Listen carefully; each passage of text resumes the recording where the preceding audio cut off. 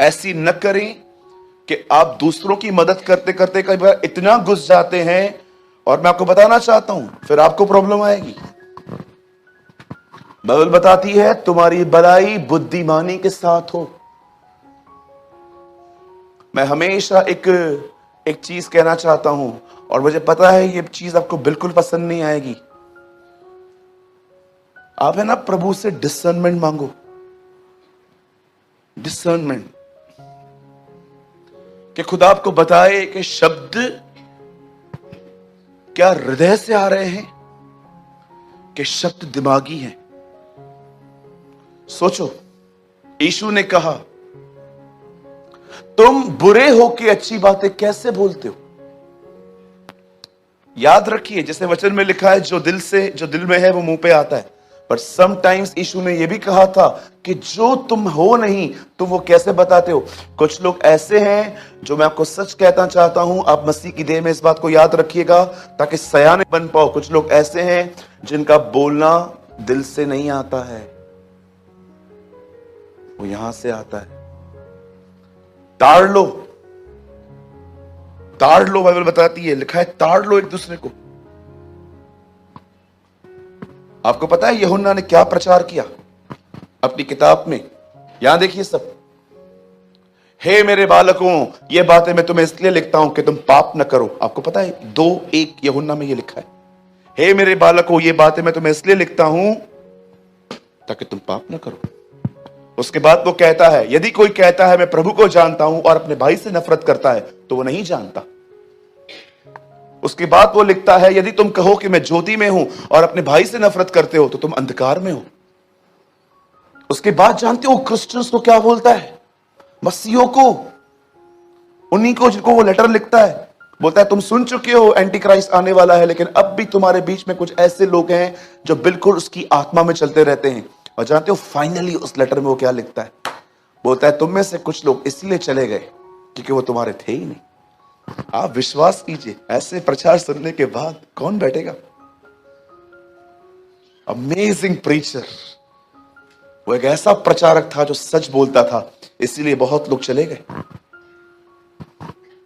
आपको पता है लोगों को इकट्ठा करने में मैं इनफ इंटेलिजेंट हूं, लेकिन मैं एक सवाल पूछना चाहता हूं, अगर हमें लोगों को इकट्ठा करना है, हर बुरे व्यक्ति को भी बना के रखना है अपने साथ, नो नो नो नो, मुझे एक बात बताइए, हमें वहां कितने मिलेंगे?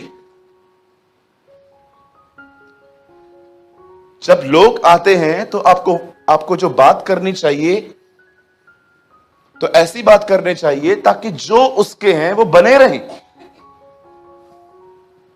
यहां पर लिखा गया है यदि सचेत रहो, be careful, if your brother sin against you rebuke him.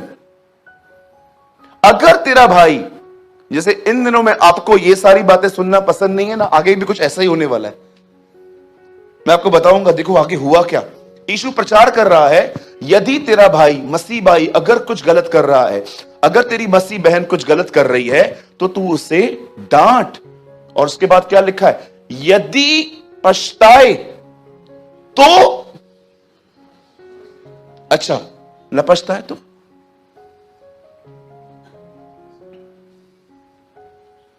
अगर न पछताए तो,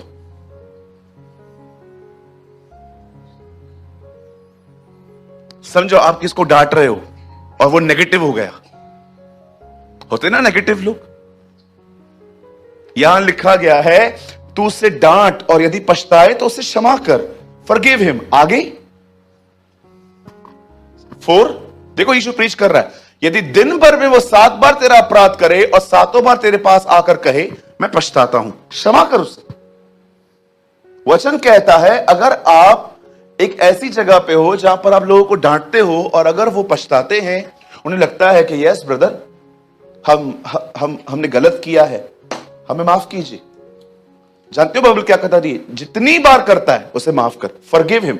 अब देखो ये प्रचार चल रहा था, अचानक उसके चेले ने क्या कहा? 5 लगाइए।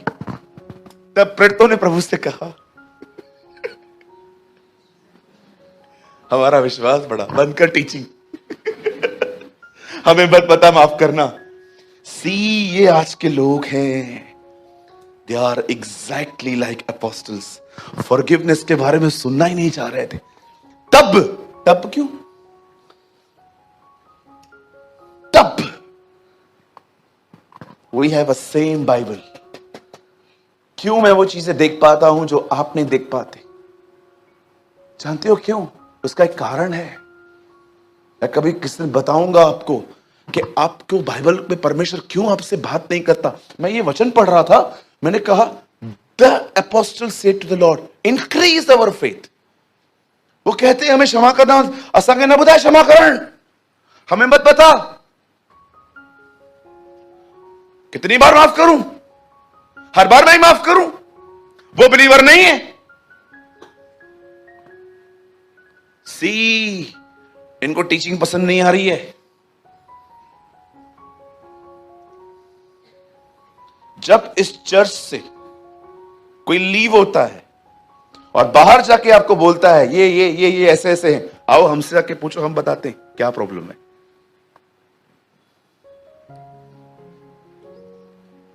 मुझे आज भी याद है, कुछ साल पहले जब हम आरकेटी में थे, मैंने, आप सभी जानते हैं जो स्टार्टिंग से मेरे साथ में, हमने कभी बाइबल का स्टैंडर्ड नीचे नहीं किया। हमारी प्रीचिंग आज भी वही है जो हम पहले करते थे। एक ब्रदर था, वो हमारे चर्च से लीव हो गया और बाहर जाके मेरे लिए अलग अलग स्टोरियां बताता था लोगों को। ओ ब्रदर, ये वो स्टैंडर्ड प्रीच करते जो पॉसिबल ही नहीं है, माफ करने। एक बार पता है मैंने क्या बोला था? एक्चुअली मैं बताता हूं।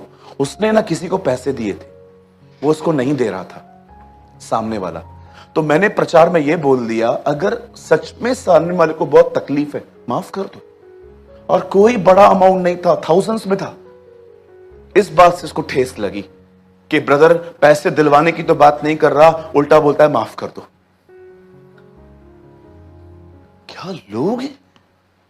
और फिर बाहर जाके नो नो नो, इनका टीचिंग जो है अनबिब्लिकल है। अरे हमसे आके पूछो, हमसे आके पूछो, हम बताएंगे आपको क्यों चर्च छोड़ी है इन्होंने, कौन सी गड़बड़ियां करके गए ये लोग यहां पर।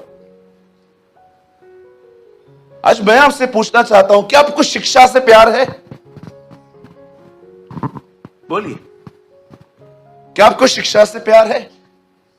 इनको नहीं है, बाद में हुआ होगा।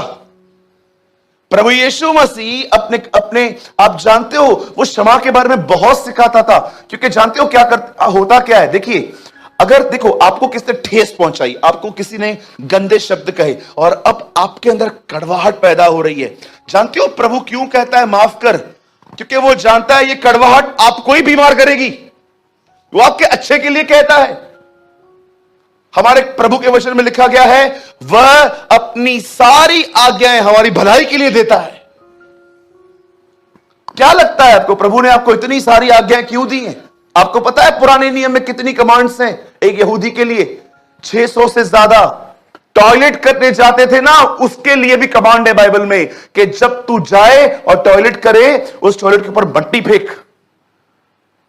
इतना परमिशन है। दाढ़ी कटवाने के भी नियम थे, तू अपने गाल के बाल मत मुंडाना। प्रॉपर्टी बेचने पर आज्ञा थी कि तू अपनी प्रॉपर्टी ऐसे नहीं बेच सकता। पहले तुझे खुदा से पूछना चाहिए, याजक बताएगा तुझे।